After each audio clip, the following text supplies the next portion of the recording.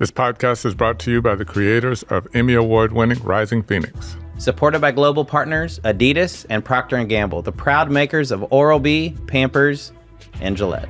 Hi, my name is Matt Stutzman. I'm a four-time Paralympian and silver medalist.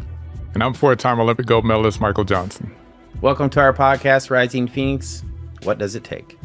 Where we'll introduce you to some of the world's greatest Paralympians. Kind of like me. Kind of like you, Matt.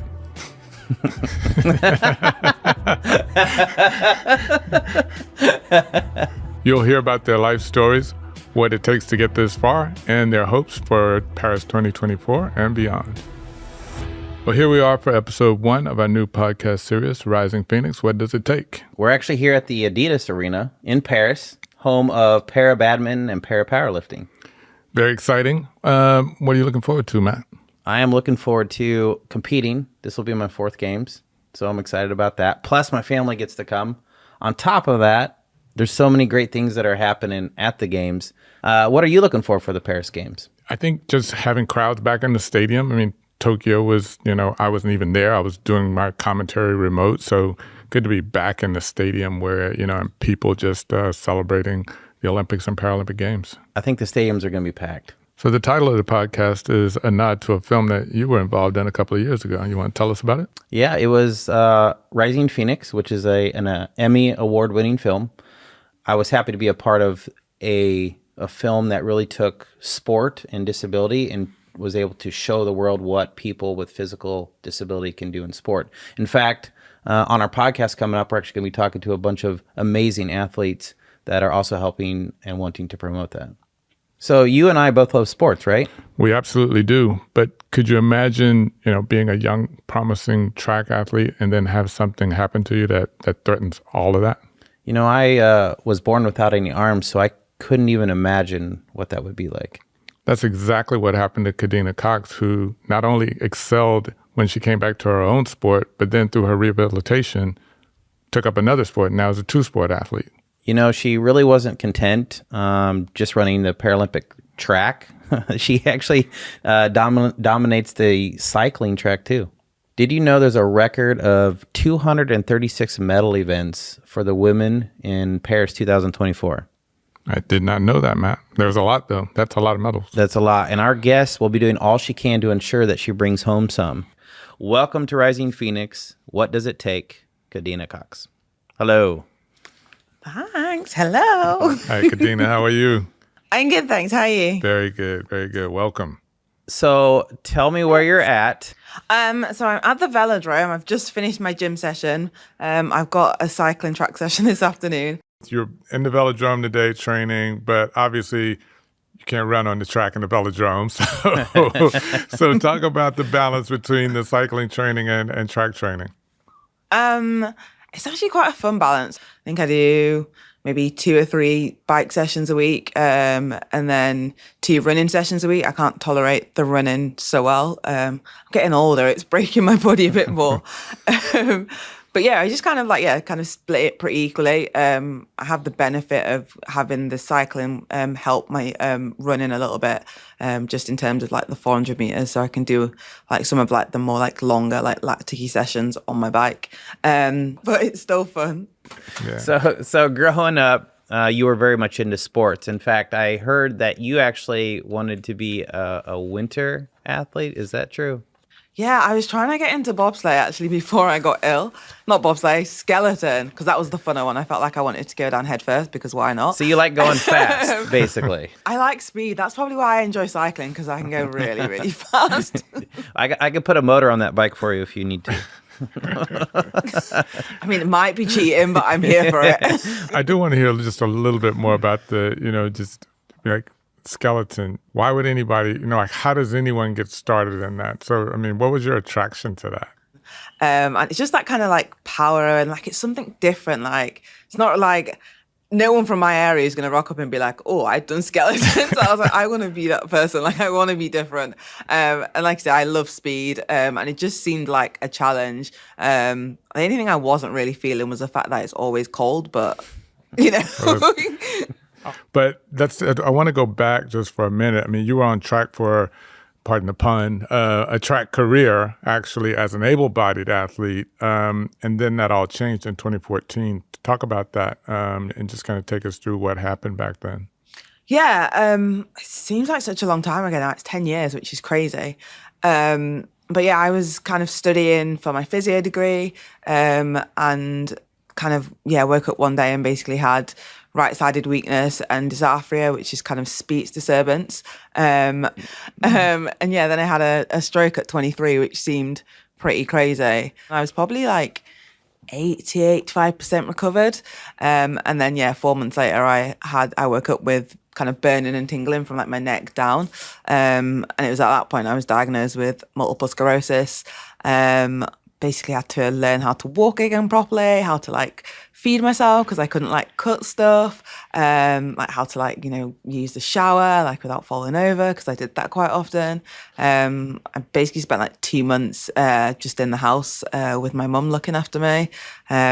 Gained loads of weight because I wasn't training. Like went from training, every day, like multiple sessions to just like my exercise was walking up and down the stairs, which was painful. Like I used to actually run down the stairs because I was like, the sooner I get down, I'll get down before the pain hits because the pain's always going to hit as soon as like I start walking.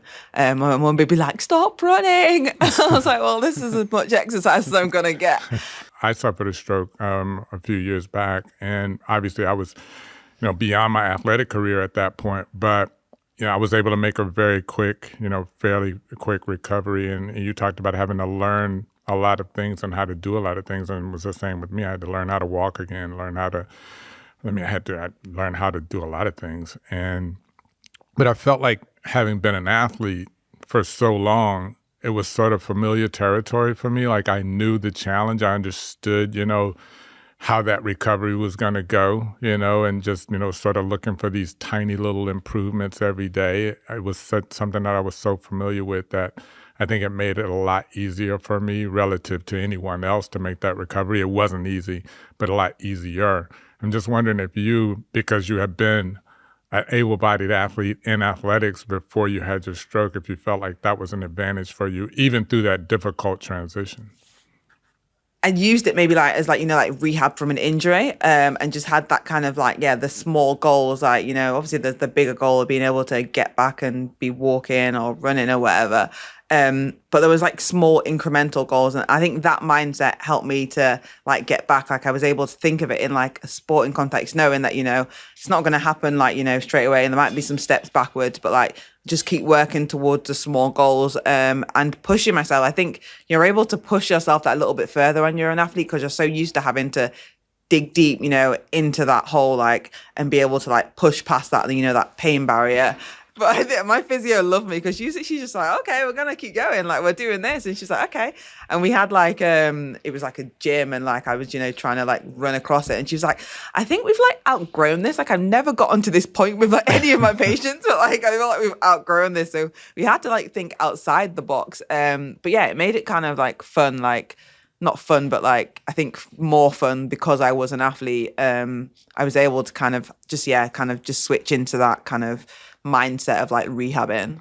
Yeah, I think, I'm working with stroke victims now myself. Just, I realized the advantage I had as an athlete because they don't understand that. Like you said, I mean, it's like they're so focused every day on the big goal. Like I have to be walking again and I'm still not walking. Like that can't be the goal. When you're so far from walking, that the goal has to be walking better today than you were yesterday. The goal has to be, you just break down these things, into, the big goal into a lot of smaller goals. And that has to be the thing that you're focused on. And that's really difficult, I think, for the average person to understand. But because we're athletes, we get that, and you just sort of automatically, like you said, click into this mindset of next step, next step, next step. One day, like my foot, literally, I had zero movement in my foot. And like, I was working one day just to get like a flicker of like my foot, like, just being able to twitch my toes up. And some people would be like, oh, well, that's nothing. Like, you're not able to like, walk on that leg. And I was literally just it's crazy. Yeah, you celebrate that. You're celebrating this tiny little, exactly. Yeah, you celebrate that. And that makes you, and it's what motivates you as well to come back the next day because you see that improvement. We thrive on incremental improvement. Yeah, literally, I was like, okay, we've got a little movement now, like we can go again, and that's it. Like we were just so used to like being like, okay, just a little bit more, a little bit more. So yeah, like you said, I think it's such an advantage, having that athletic background. But yeah, it was a pretty hard time. But I think again, just like the drive to get back into sport, I was like, okay, there's a World Championships in like para like sport next year. I'm like, well, let's see if we can get to the World Championships. So that's what I did. Yeah, Kadeena, talk a little bit about that transition, though. I mean, you mentioned it very quickly, like sort of, I figured out that there was a Paralympic World Championship coming up in 4 months, but you had already been an able-bodied athlete. So talk about just, that transition to, okay, I'm no longer now going to be an able-bodied athlete. I'm going to compete in a completely different category now as a Paralympic athlete. Yeah, I think when I was diagnosed with MS, it was kind of, in my head, I was like, it doesn't matter whether I compete like able-bodied or para. I just want to get back into competing. Because I think I've been running like since I was like 14, like competitively. And it just becomes such a big part of your life. And I felt like it was part of like my identity. And I was like, I don't want to lose that. So I just kind of was like, I'm just going to get back into training. And I very quickly learned that I probably was never going to run as an able-bodied athlete again. When I realized my coordination was really bad, like my balance was bad. But that was all like interesting and challenging in different ways, because I had to now navigate this new body. Like, you get into a set of blocks that you've done like a million times before, like, because as an athlete you go out of blocks. I've done that for years, and yeah, literally, like, I remember the first time I went out of blocks, and I literally went out, like, I think I did one step and then just like stumbled and fell because I just didn't have the balance or coordination for it. So I had to relearn how to do things that I'd just done for years that became natural to me, which was quite challenging. And then I had to kind of change my mindset around being a Paralympic athlete, because I went from kind of running like sometimes that were decent, but I was like nowhere in the world, to then, running times that were considerably slower than what I used to run. But then I was like, top 8, top 6 in the world. And I was like, now I've got to flip my mindset and be like, okay, like, yes, you're slower, but actually you're doing well, like, in comparison to like the rest of the world that have similar impairments. And that was a hard switch to try like get my head around. And that's probably what nearly made me quit doing athletics, because I just couldn't get my head around the fact that I was slower, even though I was better, if that makes sense. That was probably the hardest thing to get my head around. Yeah, I mean, you talked about, almost quitting. What was it that made you decide to keep going with it and stay with it? So I wanted to, like, obviously, any athlete that kind of competes, I was like, I want to get my GB kit and go to like a major championships. So I got selected for the World Champs in Doha in 2015, which was a year after I'd had my MS diagnosis. I was like, I just want to tick off, doing a major championships in athletics, and I'll be good. And I went to the championships and just remembered exactly why I love like athletics. Like, I love competing. Like, I was out there and, the crowds are like, screaming. Like, I broke a world record in like the first round, and like, I was just like, this is exciting. Like, and I just got that buzz and that joy. And I just loved being around the team, like, and just the environment. And I was just like, I can't walk away from this. So initially you began cycling as rehabilitation, and you came rather good very quickly at that. How did your coaches or family think about you doing another sport versus what you were doing?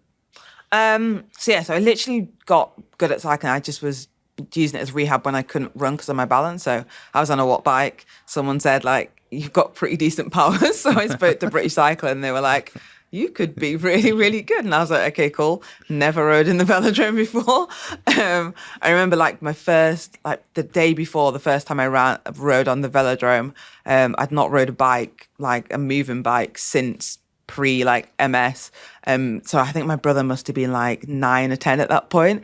So I was like, he had a Ben 10 bike, and I was like, can I borrow your bike? I just need to see if I can ride your bike. So I'm like riding down the street at my mum's house on this Ben 10 bike. I was like, I can do it, Mum, I can do it. And that was like me like being like, yeah, I can be a cyclist now. It wasn't quite so simple. But yeah, like I got into it, and probably for like the majority of 2015, I was kind of like, yeah, I'm just doing a little bit of cycling. When I was talking to like British Athletics, and when I was talking to British Cycling, I was like, yeah, I'm just doing a little bit of running.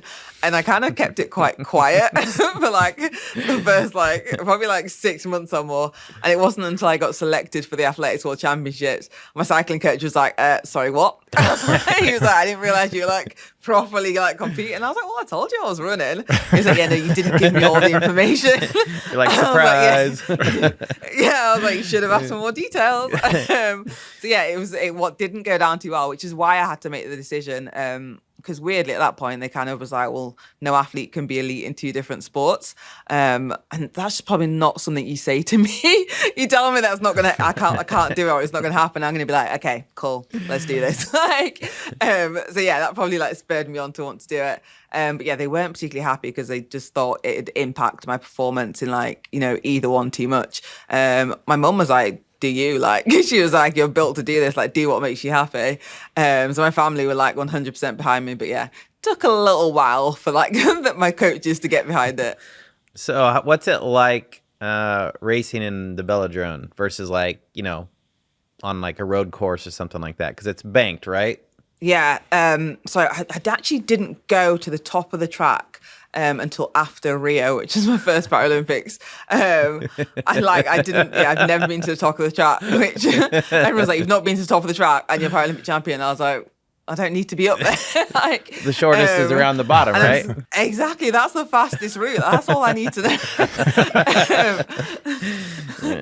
I'm here for the gains. So yeah, I'm scared of heights as well, so it took me a while to kind of get used to that. I don't really go to the top now, like, but yeah, it's not quite like just riding on the road. I don't like riding on the road either because there's hills. I just don't like anything that goes up, basically. But it is fun. Like, I do enjoy riding, like, because you do get the speed from like coming down the track, which is really fun. Which, yeah, you just go faster. And the bonus of racing in a velodrome is because it's like indoor and there's like a roof on it. Like, when people like start cheering, like the noise is unreal.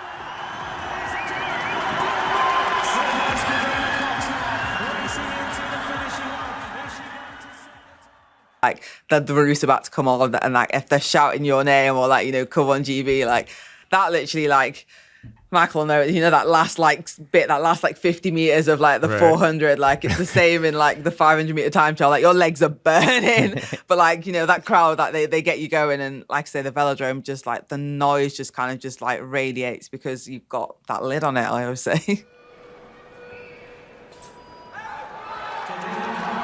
So talking about the end of the 400 meters, which, yeah, I mean, lactic acid starts to build up at the end of that 400 like you wouldn't believe. For me, it was, I mean, training was harder for me, actually, from that aspect, because I was a 200-meter runner coming up to the 400, which is about my limit.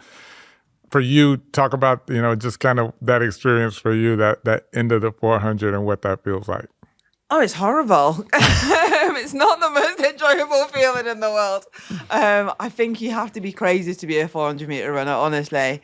But I don't know. I feel like your whole mind just like literally just goes numb, and you literally just like get me to that line. And I try to hold my form.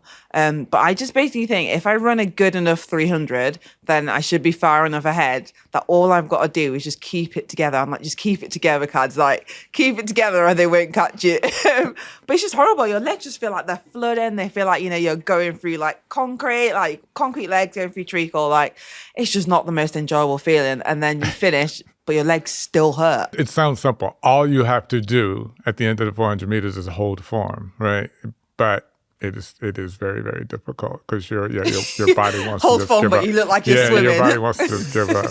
So as somebody who's watching, right, the most exciting part of it can be the last part of the race. So where we are getting the most excitement of you guys, it's really close. Who's going to win?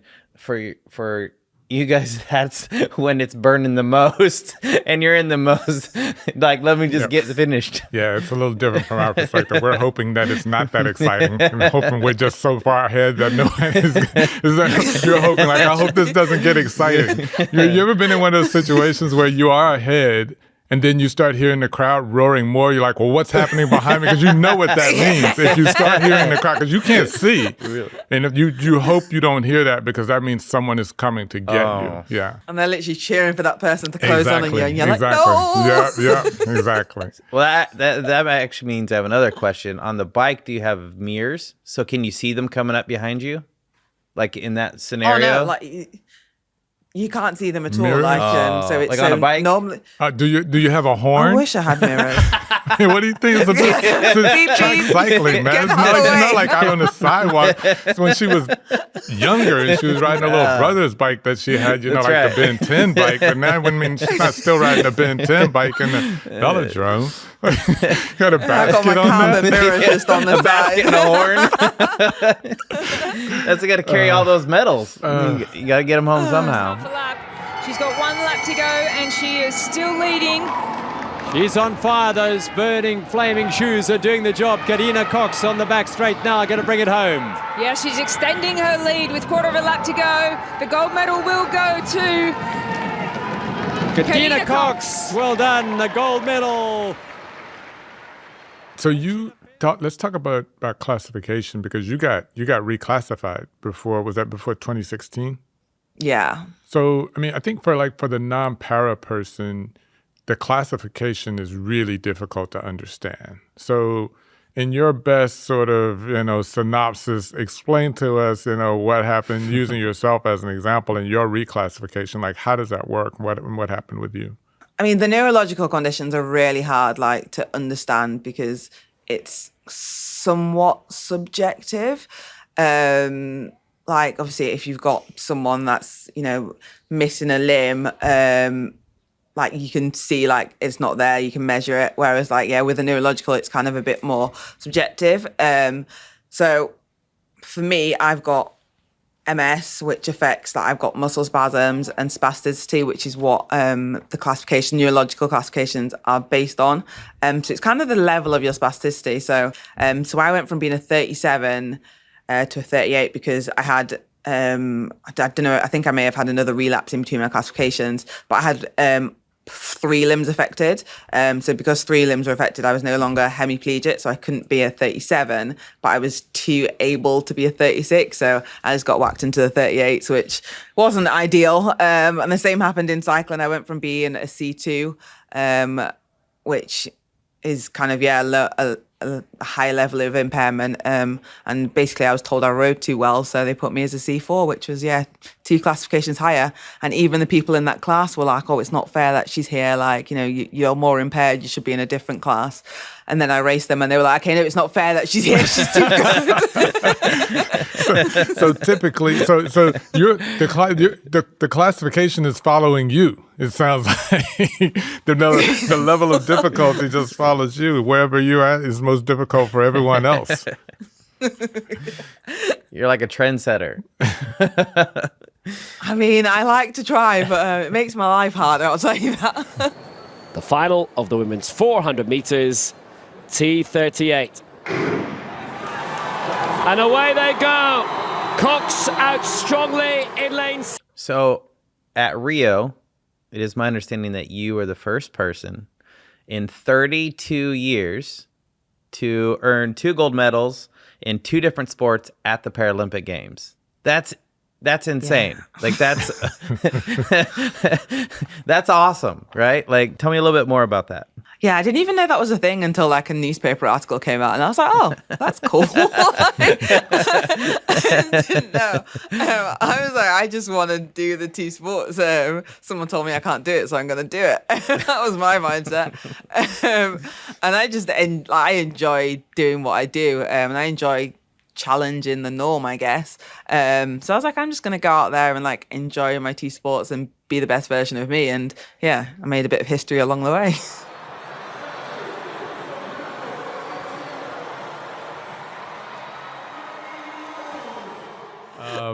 but you duplicated that in Tokyo with double gold again, right? I mean, so now going into Paris, I mean, how are you feeling about your chances to, three-peat and do it again? No pressure. No pressure. I mean, come on, you can. Yeah, I mean, you're good. I'm not worried about you, Kadeena. I'm not worried about you and pressure. Right? None of us are worried about you and pressure. You've lost that privilege a long time ago after winning so many gold medals. Nobody's going to give you any sort of, oh, poor Kadeena, she's under pressure. If anybody can handle it, you have. You've proven that. But how do you feel about, Paris? And there is a shorter window now because of because of the Tokyo Olympics, Paralympics. So how are you feeling right now going into Paris? Obviously, we lost that year, which I feel like just made everything like come round so quickly.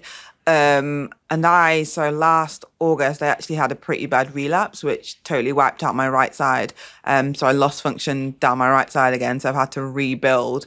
And because of the loss of function, I've kept tearing muscles on my right side. So I had a really bad calf tear, I had a quad tear, and now I've got Achilles issues. So training has not been smooth. And I'd like to say poor me, but then also I've literally been in this position before pretty much every major championship. So I'm like, okay, maybe we're just going to do this all over again.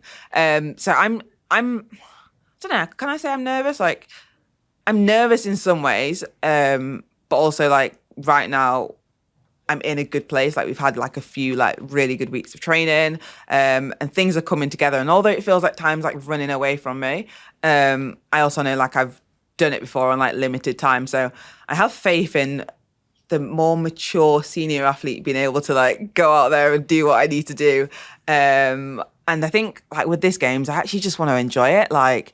Doing two sports is hard work, and it's gotten harder the older I've got, but it's still an impressive thing. So I just want to go to the games and actually be able to enjoy it. Rio was a whirlwind, and I don't even remember what happened half the time. Tokyo, it was it was the COVID game, so it just wasn't quite what we expected. It's Paris, one, it's just across the river. I'm gonna call it. It's just it's just over the way. So it means loads of family and friends. There's going to be so many British supporters. It's great that my family are all going to be there. And it's going to be the first kind of post-COVID games. So I'm just really looking forward to enjoying a games, and I'm hoping just that enjoyment and that chill. And yeah, the little bit of training I'm done is going to make up for the lack of training. Yeah, no, I know what you mean. I think, I had the same experience, and my first games was 1992, and obviously first games, and I was one then. Thank you, Kadeena. Thank you for that reminder, Kadeena. I appreciate that. It's a good thing we know each other. It's a good thing we know each other.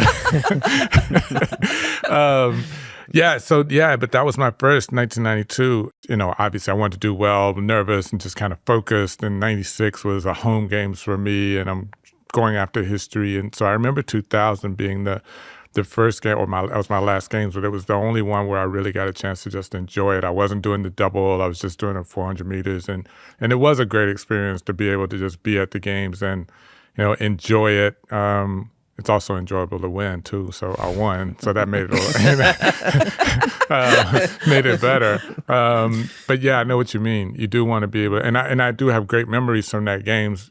Different than the other two because I was able to just sort of take it in as an athlete at the games instead of being just so focused. So you deserve to enjoy it. So, but I think you'll bring home some gold medals as well. That's the plan, I'm trying to be like you, Michael. So as somebody, I've only won a silver so far at the Paralympics, so I don't get to bite them, but you've bit your gold medals. Do you bite your gold medals? I feel like you've got to do that signature photo. If you've not done it, okay, you're even a gold medalist. So the question is interesting because I don't have a single photo of me ever doing that. Every time the photographers would ask me to do it, I refuse. This seems weird. This feels weird. So I never did it. It tastes funny, probably, right? Well, it depends on who handed it to you. I did not hand you that one. And where their hands have been. Maybe that's why I didn't do it. We're talking gold medals. It's perfect. It's true. It's true. When you're talking gold medals, everything's fair game. That's true. So I do have a question for you. So there has been times for me, the latest example, I might be walking through a store, grocery shopping, and there'll be a kid that'd be like, hey, Mom, that guy has no arms, right? But the reality is that not every disability is visible, right? There's still a lot of ignorance about it, and it's my understanding you've encountered some bullying because of that. Yeah, I have a really annoying disability. Like some days I'm like, could we have not picked a different one? Like if I had the option to pick a disability, it would not be this one. Having no arms is pretty good. So if you, yeah, like, do you want to trade? But yeah, so I get like a lot of online abuse saying like I'm fake disabled and like, oh, like you're a part-time like handicap. I'm literally just like, wow, like, you know, did your parents not teach you to say nicer things? Because people like, I'm, you know, posting videos of like me, you know, struggling to walk or in my wheelchair. And then like, you know, a video of like me on a different day, like saying, you know, I might look fine, but actually I'm probably in more pain because like I'm having to like try battle through like, you know, the pain that I've got in my body. And people just don't understand that concept. And that's why I post to try like kind of be like, you know, it's not, you know, always what you can see that's like the problem. Like people go through different things. And I'm trying to educate people on that. But yeah, instead of people being educated, they just give me abuse. So I've been getting called names for the last few days. And I'm like, okay, I didn't choose my disability, but I'm here and I'm classified. So, you know, if the classifiers have said I'm classifiable, then clearly I'm classifiable. your spirit is awesome. I was going to say that too. Obviously, it's hurtful, you know, and I'm sure disappointing. You know, do you feel like you have to go around trying to prove your disability? It just would seem like a really difficult position to be in. Yeah, I think like a few years ago, definitely felt like I had to like, you know, prove like, you know, how my condition actually impacts me. But now I'm really not bothered. Like, I'm just like, at the end of the day, like as long as the classifiers say I'm classifiable, then I'm just going to turn up and do what I do best, which is, you know, running and cycling. We've got, you know, two twins in this country who are, one's a 400-meter flat runner and one's a 400-meter hurdler. They're, you know, able to compete as able-bodied athletes. And then you've got me, who's like, you know, the other end of the spectrum. So there is a spectrum, and trying to get people to understand that is something I enjoy doing. And I've just kind of taken that route of like educating as opposed to like being offended by it. And I just kind of, yeah, I'm just like, well, if you want to be ignorant, be ignorant. Like, it is what it is. Yeah. You're the only Black British cyclist to ever win a gold medal at an Olympic or Paralympic Games. So that's cool, right? But I understand you want to change that. So talk a little bit about that. I live in a country which is very multicultural, yet still, you know, I'm the only gold medalist within like cycling. And if it was just the Paralympics, I'd be like, oh, okay. But yeah, the fact that it's kind of both Paralympic and Paralympics, I was like, there's something not quite right here. So I basically decided I wanted to try help more people from kind of a similar background to me get into cycling. I think it is a harder sport to get into. It's quite a niche sport. Like, it is like a white male middle class sport. Half the people here are called John. Like, literally half the staff are called John. So yeah, it is like yeah, very much like, and yeah, it's like it's more male as well. So there's a lot going on here. So I decided I was going to set up a cycling academy to try get more people from a Black background into cycling. Like, I never would have got into cycling had it have not been for the fact that I had my stroke and I lived in Manchester, which had a velodrome. Like, no one from my area would get into cycling.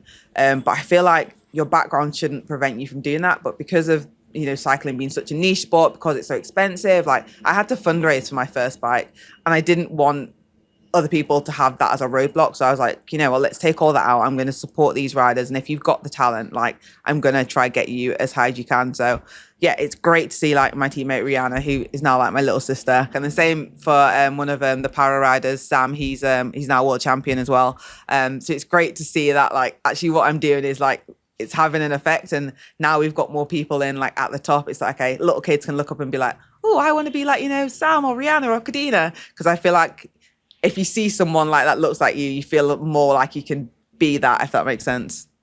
You're doing great work. You're such an amazing role model for young Black kids, for Paralympic kids. Of course, you have an amazing academy, right? So since this is a podcast, some people might not understand what you're wearing. So can you explain your academy kit? Yeah, like my academy kit is actually so sick because I designed it. Like, so I'm just going to put that out there. The colors I wanted were orange and black. So it's basically like orange and black, like lines, like kind of all like jiggled together. It looks very like fast jiggle day. I can't even explain it. Like there's a lot going on. Like it looks hectic. It is basically my brain. So yeah, we've got like, and it does stand out, which is pretty cool. And people are like, oh, what's that? And I'm like, oh yeah, that's the KC Academy. And I have to say KC because if I say Kadeena Cox, then it makes me feel really weird because I'm like, oh, that's me. It looks really cool. It does. Yeah, yeah. Isn't there like a? I was just thinking about something. Like, is there like a tandem on the velodrome, like with two people? Do they do that? I'm thinking about like whether or not, because like Matt's always trying to get me to do stuff with him like that he shouldn't be doing, like riding with him like on a motorcycle or something like that. So I'm just wondering, like, if you, given your experience in the velodrome, and you would, just when you were talking about it, so I'm just kind of visualizing you and Matt on the bike in the velodrome, but Matt's in front. Matt's like guiding. Would you do that? Oh wow. I mean, you were I'd talking love about to say you skeleton. look like You were such talking a about all of this crazy stuff. I mean, like so to I'm go giving you the fast. opportunity. You like to go fast. You like Yeah, to. no, but I am in control. Like, I like being in control. Hey, Michael doesn't let me drive either, so I'm okay with being passenger as long as we're winning. Yeah, I can do that. I can roll with that. No, this has been great. Thanks so much, Kadeena. It's been fantastic talking to you. Good luck in Paris this summer. Yes, it's been awesome. I can't wait to see you. I will be there as well. So make sure you come up. I'll be the guy without arms. Just come on up to me, and I'd love to meet you in person. Yeah, no, it'd be great. I will definitely come and find you. I mean, I know I'm supposed to be competing, but I love socializing, so we'll do a bit of both. Sounds good to me. Come on, watch the velodrome stuff. Like, you'll hear how noisy it is. It's so great. You will not hear me clapping, but I will be cheering in my head. Just letting you know. So if you ride by me and you're like, why is it that guy? My standing ovation is just me standing there. So just know that I am cheering for you, okay? Thanking you. Thanks, guys, for having me. What a talent. I'm really looking forward to seeing her in Paris. I'm sure she's going to do great. That's all we got today on this episode of Rising Phoenix. What Does It Take? A podcast brought to you by the creators of the Emmy Award-winning show Rising Phoenix. Supported by global partners, Adidas and Procter & Gamble, the proud makers of Oral-B, Pampers, and Gillette. I'm a rising phoenix.